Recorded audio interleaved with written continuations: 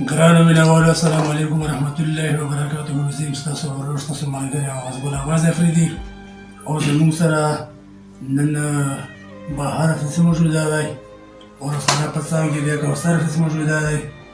زموږ د وخت د میدان په ډوکه کې موجوده یو د ډوګې په ډوکه کې او موږ د ملګرو په مشک باندې غواړو چې د کوثر افریدي نه څه شاعري وورو.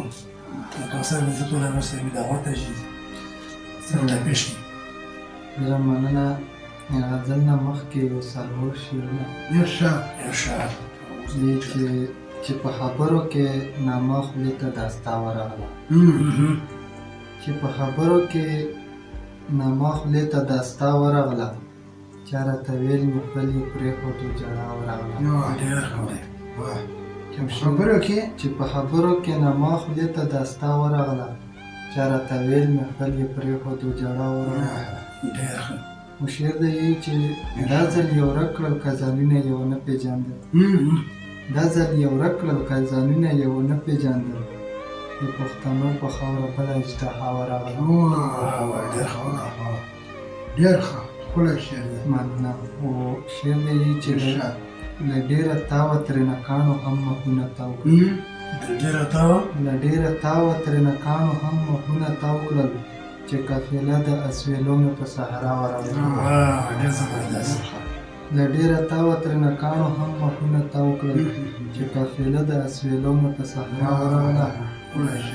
خو شعر دی چې ښه پوهېدل چې نتیجه به یې خرابه وځي، ښه پوهېدل چې نتیجه به یې خرابه وځي، بیا هم دې جوړې تماشې لره دنیا ورغله. ډېر ښه. مننه. د غزل مطلع عرض د حاصل دی چې غمجن شمه زر ونیسمه ستا لاس، چې غمجن شم زر چې غمجن شمه زر ونیسمه ستا لاس، په تیارو کې مې په کار شي د رڼا لاس. چې غمجن شم زر ونیسمه ستا لاس، په تیارو کې مې په کار شي د رڼا لاس. خو شعر دی چې ستا د مینې په دستور باندې پوه نه شوم، ستا د مینې په دستور باندې پوه نه شوم، ورکوي هر یو عاشق لره جدا لاس. ستا د مینې په دستور باندې پوه نه شوم، ورکوي هر یو عاشق لره جدا لاس.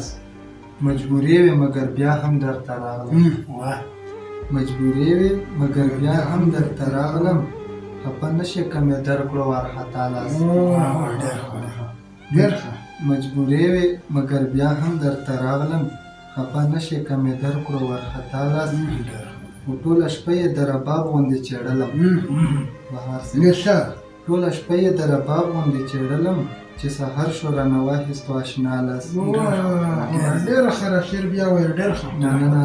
ټوله شپه یې د رباب غوندې چېړلم، چې سحر شو رانه واخیستو اشنا لاس. وحیر شعر دی چې جړاونی کیفیت به یې بدل شي، جړاونی کیفیت به یې بدل شي، که کوثر لره دې ورکړو په خندا لاس. جړاونی کیفیت به یې بدل شي، که کوثر لره دې ورکړو په خندا لاس.